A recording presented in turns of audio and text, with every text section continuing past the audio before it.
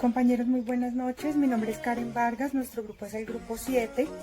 A nosotros nos correspondió el tema delitos informáticos y a continuación les presento a mis compañeros.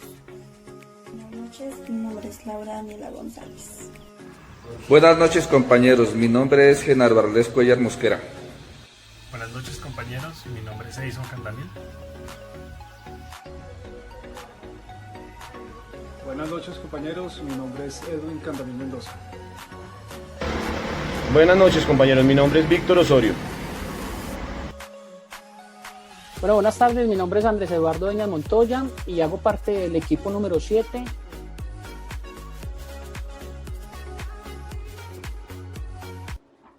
Los delitos informáticos son aquellas acciones ilegales, delictivas, antiéticas o no autorizadas que hacen uso de dispositivos electrónicos e Internet a fin de vulnerar, menoscabar o dañar los bienes patrimoniales o no de terceras personas o entidades, como robar información y datos personales que están resguardados o contenidos en un medio electrónico.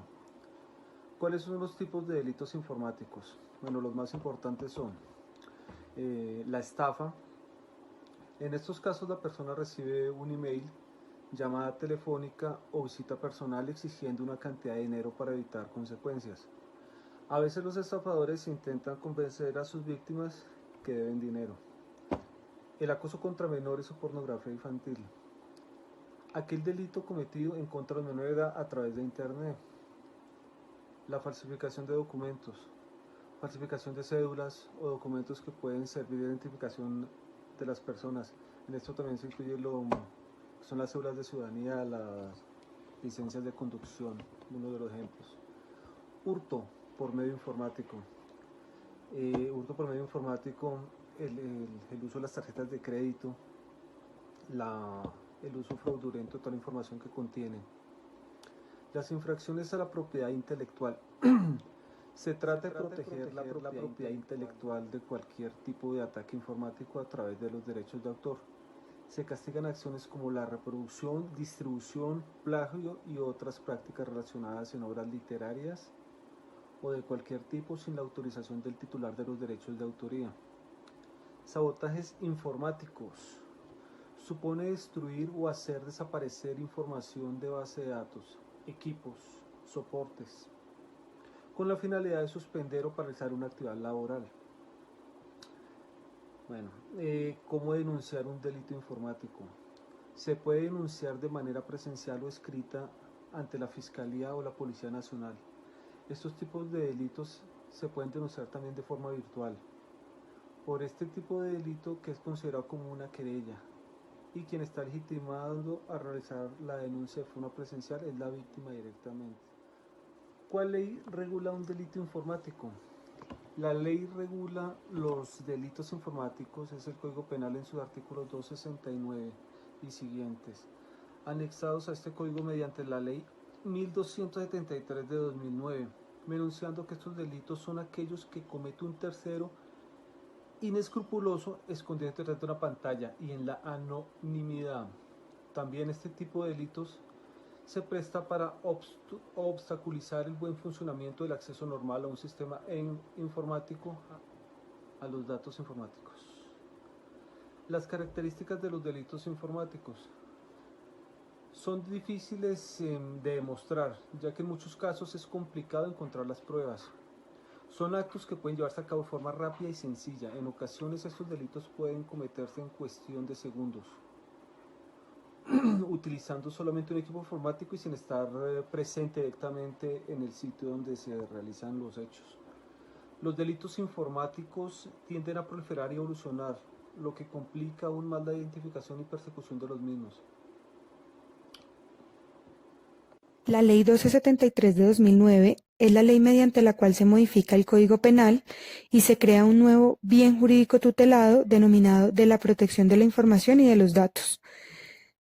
Esta ley está compuesta por 2 capítulos. El primer capítulo, de los atentados contra la confidencialidad, la integridad y la disponibilidad de los datos y de los sistemas informáticos. En el artículo 269A habla del acceso abusivo a un sistema informático, en el que básicamente nos determina que las personas que accedan de manera violenta o abusiva a un sistema informático, atentando de manera ilegal contra el dueño legítimo de los derechos, incurrirán en un delito de 48 a 96 meses y en una multa de 100 a 1000 salarios mínimos legales vigentes. En el artículo 269 nos habla de la obstaculización ilegítima de sistemas informáticos o redes de telecomunicación. Básicamente lo que nos dicta esta medida es que todo el que se interponga para la realización o necesidad de obtención de información también incurrirá en un delito de 48 a 96 meses de prisión. En el artículo 269C encontramos la interceptación de datos informáticos.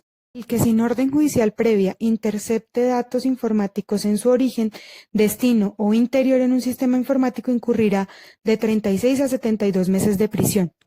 En el artículo 269D incluimos el daño informático, en el que nos habla de que quien dañe, borre, deteriore o altere, incluso suprima datos, podrá incurrir de 48 a 96 meses de prisión y en una multa económica de 100 a 1000 salarios mínimos legales mensuales vigentes. En el artículo 269E, uso de software malicioso, el que sin estar facultado para ello, produzca, trafique, adquiera, distribuya, venda, envíe, introduzca o extraiga del territorio nacional software malicioso, incurrirá en una pena de prisión de 48 a 96 meses y en una multa de 100 a 1000 salarios mínimos legales vigentes. El artículo 269F, violación de datos personales.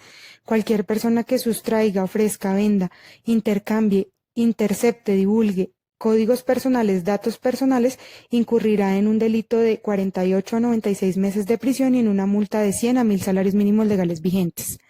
En el artículo 269G tenemos la suplantación de sitios web para capturar datos personales. Indica que todo el que por objeto ilícito y sin estar facultado para ello trate de abusar de los datos personales incurrirá en una pena de prisión de 48 a 96 meses y una multa de 100 a 1000 salarios mínimos legales vigentes. En el artículo 269H están las circunstancias de agravación punitiva. Son 8 circunstancias que se consideran de gravedad. 1. Sobre redes o sistemas informáticos o de comunicación. 2. Por ser servidor público. 3. Aprovecharse de la confianza depositada por el dueño de la información. 4. Revelando o dando a conocer el contenido de la información para dañar al otro. 5. Obteniendo provecho para sí o para un tercero. 6. Con fines terroristas. 7. Utilizando como instrumento a un tercero. 8. Si quien incurre en estas conductas es el responsable del manejo y control de esta información. En el capítulo 2 habla de los atentados informáticos y otras infracciones. Este está compuesto solamente por 2 artículos, el artículo 269I, hurto por medios informáticos y semejantes, que son los robos que se realizan a través de los artículos anteriores, y el artículo 269J, transferencia no consentida de activos, que serían los robos realizados o por compras o a través de entidades financieras. El ciberacoso. El ciberacoso significa usar tecnología en línea para perjudicar a propósito.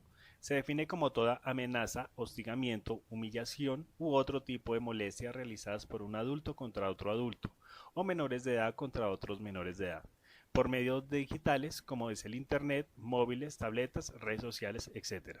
Los medios más habituales con los que se puede realizar el ciberacoso son smartphone, chats, mensajes de texto, foros, redes sociales, juegos online, blog o a través de email. La particularidad adicional del ciberacoso es el uso principalmente de las nuevas tecnologías, debido al alcance, difusión, masificación del uso del Internet. Se puede dar ciberacoso prácticamente en todos los ámbitos en los que se mueve una persona. Las víctimas de ciberacoso, como las del acoso en la vida real, sufren problemas de estrés, humillación, ansiedad, depresión, ira, impotencia, fatiga, enfermedad física, pérdida de confianza en sí mismo, pudiendo derivar en el suicidio. Algunas características del ciberacoso. Primero, se requiere destreza y conocimiento sobre Internet. Se realiza una falsa acusación. La mayoría de los ciberacosadores intentan dañar la reputación de la víctima manipulando a gente contra él. Publican información falsa sobre las víctimas en diferentes sitios web y redes sociales. Recopilación de información sobre la víctima. Los ciberacosadores pueden espiar a los amigos de la víctima, su familia y compañeros de trabajo para obtener información personal. A menudo monitorizan las actividades de la víctima e intentan rastrear las direcciones de IP en un intento de obtener más información sobre esta. Envían de forma periódica correos difamatorios al entorno de la víctima para manipularlos. Manipulan a otros para que acosen a la víctima. La mayoría de los ciberacosadores tratan de implicar a terceros en el hostigamiento. Si consigue este propósito y consigue que otros hagan el trabajo sucio de hostigándole, haciéndole fotos o videos comprometedores, es posible que use la identidad de estos en las siguientes difamaciones, incrementando así la credibilidad de las falsas acusaciones y manipulando al entorno para que crean que se lo merece. Encontramos la falsa victimización. El ciberacosador puede alegar que la víctima le está acosando a él. Ataques sobre datos y equipos informáticos. Ellos pueden tratar de dañar o infiltrarse en los equipos informáticos de la víctima. Sin propósito legítimo. El ciberacoso no tiene un propósito justificado más que aterrorizar a la víctima, y algunos ciberacosadores están convencidos de que tienen una causa justa para acosarlos. El ciberacoso se hace público. Se abre a más personas rápidamente. No es necesaria la proximidad física con la víctima. El ciberacoso es un tipo de acoso psicológico que se puede perpetrar en cualquier lugar y momento sin necesidad de que el acosador o la víctima coincidan ni en el espacio ni en el tiempo. ¿Qué tipos de ciberacoso encontramos? Se pueden distinguir tres tipos principales de ciberacoso. El primero, ciberacoso entre adultos. La víctima y el ciberacosador son mayores de edad. El ciberacoso sexual o acoso entre adultos con finalidades sexuales. Y el ciberacoso escolar o ciberbullying, acoso entre menores. Dentro del acoso escolar encontramos el bullying. Antes que existiera el internet, el bullying o acoso ocurría mayormente personalmente. Los chicos eran acosados en las paradas del autobús, en el recreo o en la fila del almuerzo, pero una vez que el niño regresaba a la casa, el acoso desaparecía. Ahora, con la tecnología, el acoso en línea o ciberacoso puede ocurrir en cualquier lugar y en cualquier hora. Da miedo pensar que su hijo puede ser aterrorizado, victimizado o intimidado continuamente con las redes sociales. Los acosadores pueden perjudicar a otros chicos en la escuela a toda hora durante la noche. Elementos o comportamientos que puede ser considerado ciberacoso. Primero, enviar correos electrónicos, textos o mensajes instantáneos desagradables. Enviar mensajes neutrales a alguien hasta el punto del hostigamiento. Publicar cosas humillantes acerca de alguien en redes sociales. Divulgar rumores o chismes en línea acerca de alguien. Burlarse de alguien en un chat en línea en el que participan varias personas. Atacar o matar un avatar o un personaje en un juego en línea constantemente y a propósito. Hacerse pasar por otra persona al crear un perfil en línea falso. Amenazar o intimidar a alguien en línea o en un mensaje de texto. Tomar una foto o un video humillante y compartirlo sin permiso. ¿Qué es el sexting? Se denomina sexting a la actividad de enviar fotos, videos o mensajes de contenido sexual y erótico personal a través de dispositivos tecnológicos, ya sea utilizando aplicaciones de mensajería instantánea, redes sociales, correo electrónico u otra herramienta de comunicación. La palabra sexting es un acrónimo en inglés formado por sex, sexo, y texting, escribir mensajes.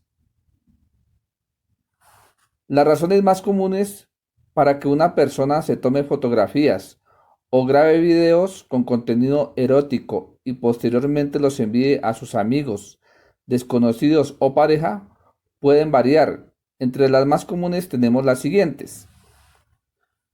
Seducir por medio de sexting. Muchos adolescentes o adultos buscan atraer a la persona que les gusta y seducirla para luego entablar una posible relación amorosa.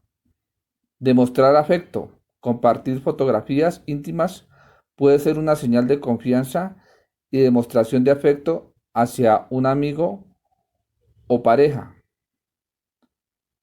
Baja autoestima. Generalmente los adolescentes víctimas de sexting normalmente poseen baja autoestima y creen que compartiendo fotos de ellos desnudos podrían ser aceptados por un grupo social determinado. Ingenuidad. La mayoría de jóvenes que practican esta modalidad desconocen las graves consecuencias que esto podría traer a sus vidas. Solo se dan cuenta cuando ya es demasiado tarde.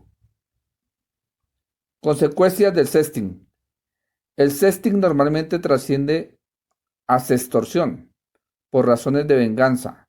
Esto sucede cuando relaciones sentimentales que fueron muy efectivas y compartían imágenes muy eróticas terminan en decepciones amorosas, hasta el punto de llegar a la ruptura. En consecuencia, la persona que posee dicho contenido decide vengarse y, efectivamente, una de las formas más sencillas de hacerlo es a través de la difusión, publicación de dicho material íntimo sin el permiso de la víctima. Las publicaciones se pueden llevar a cabo en páginas pornográficas o en redes sociales.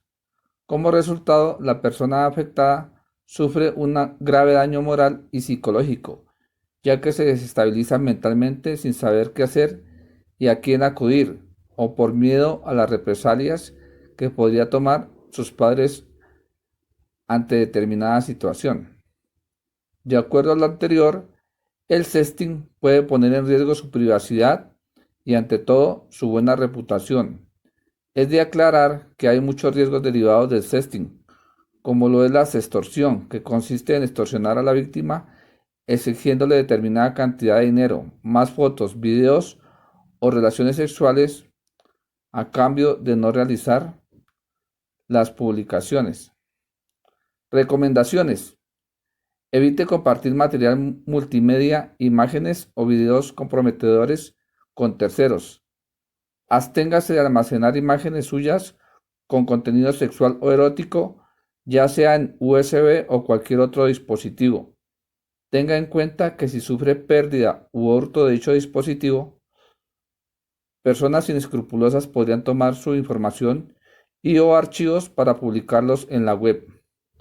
Recuerde que los delincuentes esconden su verdadera identidad detrás de perfiles falsos para engañar incautos. Si usted es víctima de sextorsión o de cualquier otra modalidad semejante, preserve todos los soportes del caso y recuerde que el Centro Cibernético de la Policía Nacional está presto las 24 horas del día para brindarle una orientación oportuna a través de los respectivos medios como son Twitter, CAI Virtual, Facebook CAI Virtual y la línea 123. Son formas delictivas de acoso que implican a un adulto que se pone en contacto de un niño, niña o adolescente con el fin de ganarse poco a poco su confianza para luego involucrarle en una actividad sexual. Esta práctica tiene diferentes niveles de interacción y peligro, es decir, desde el momento de hablar de algún asunto sexual o conseguir un material íntimo, hasta llegar a mantener un encanto. También se trata de un proceso en el que se produce un vínculo de confianza entre la víctima y el acosador. Es decir, que éste intenta aislar poco a poco al menor y lo consigue desprendiéndolo de su red de apoyo, generando un ambiente de secreción e intimidad. Este es mucho más común de lo que pensamos. De casi 400 jóvenes de 18 y 20 años en toda España, para ver si durante la infancia y la adolescencia les afectó algunos tipos de violencia online. El estudio nos ha confirmado que el online grooming es mucho más común de lo que pensamos. Cada 5 de los secuestrados ha sufrido este tipo de acoso y el 15% más de una ocasión. La primera vez esta violencia fue con 15 años. El grooming tiene unas fases. La primera fase es la creación de un vínculo de confianza. La segunda es el aislamiento de la víctima. La tercera es la valoración de los riesgos. Y la cuarta, las conversaciones sobre sexo. Y la quinta, la petición sobrenatural sexual. Es decir, que la primera, que es la creación de un vínculo de confianza, es decir, que a través de muchos sobornos o engaños, el agresor contacta a la niña o el niño y establece un vínculo de confianza. Para esto normalmente finge otra de la que tiene en realidad, muy cercana a la de la víctima. En la segunda fase tenemos el aislamiento de la víctima. En esta, el agresor persigue arrancar la red de apoyo natural a la menor, es decir, los familiares, amigos, docentes, entre sí, dejándolo muy desprotegido. La tercera es la valoración de los riesgos. El agresor tiene siempre que asegurar su posición, así que suele preguntar a la víctima si alguien más conoce sobre él o la relación que tienen. La cuarta son las conversaciones sobre sexo. Una vez se siente en confianza, el abusador empieza a tener conversaciones sexuales de manera brusca, pero también intenta como que la víctima se entre en confianza pues con la temática y el vocabulario de forma sexual. Y la última, que es la quinta, son las peticiones de naturaleza sexual. Este es el objetivo principal. En esta frase, el criminal usa la manipulación, las amenazas y el chantaje para que la víctima le envíe material sexual. Entonces, entendamos lo siguiente.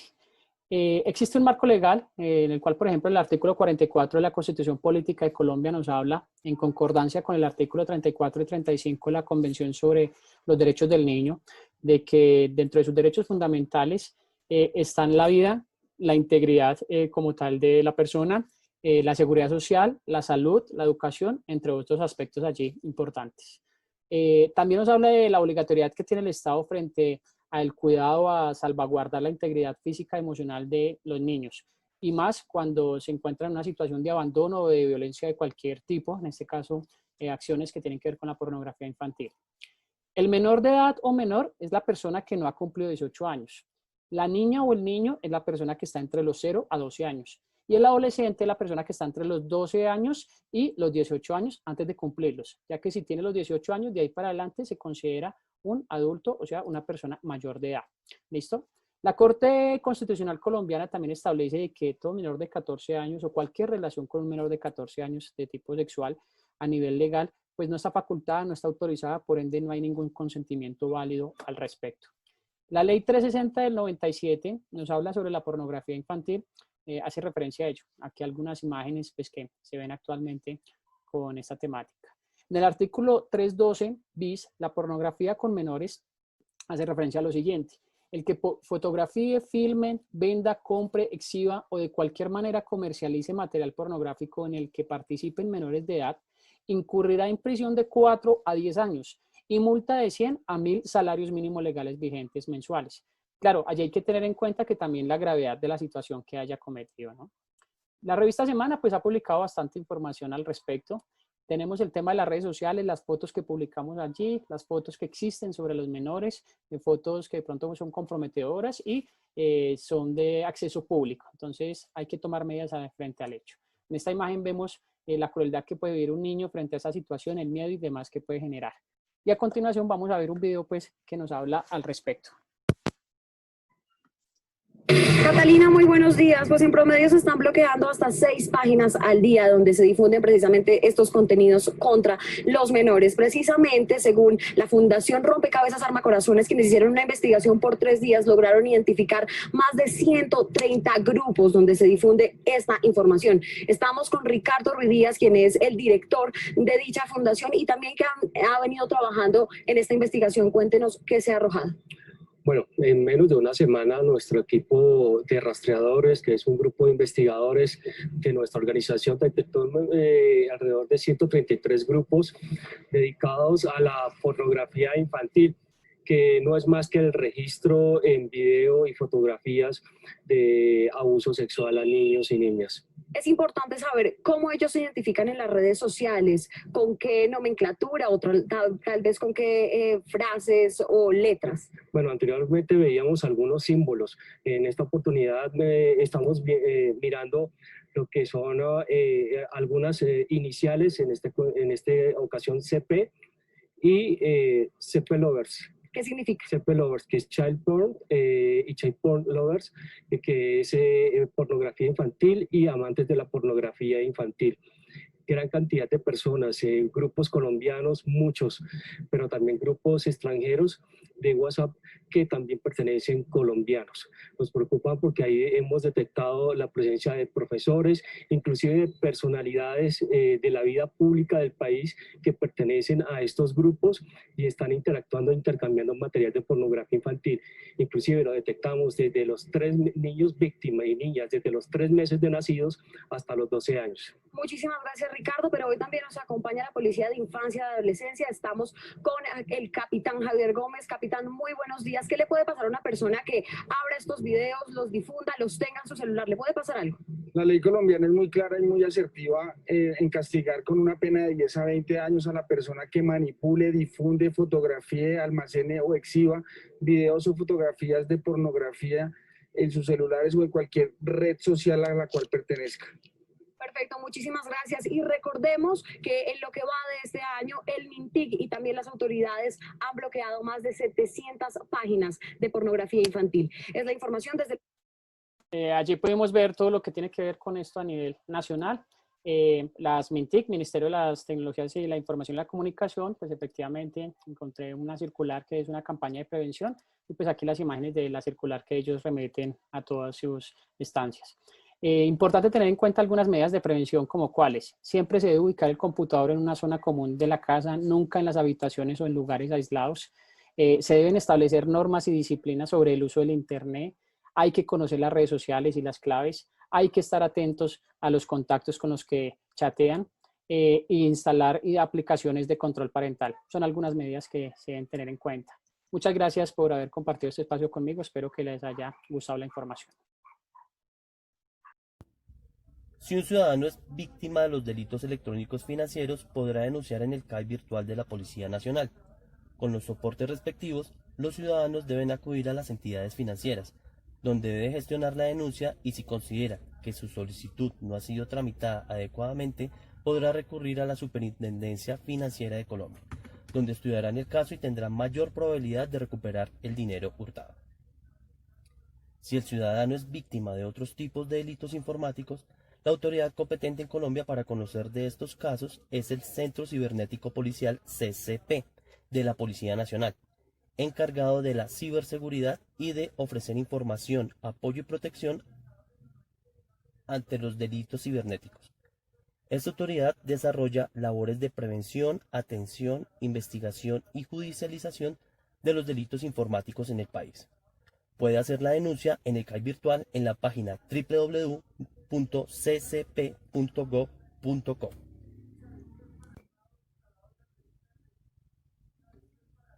El incidente será verificado en el transcurso de las 24 horas. Si el hecho constituye un delito y se encuentra dentro de los que están incluidos en este sistema, te será informado en el número único de noticia criminal NUNC, todo a través de tu correo electrónico. Dentro de los 5 días hábiles siguientes de esta comunicación, se te informará por correo electrónico los datos básicos del caso, fiscal a quien le correspondió la investigación, dirección, correo y teléfono de grupo. Esta fue toda la información que quería compartir mi grupo. Muchísimas gracias por su atención. Se despide el grupo 7.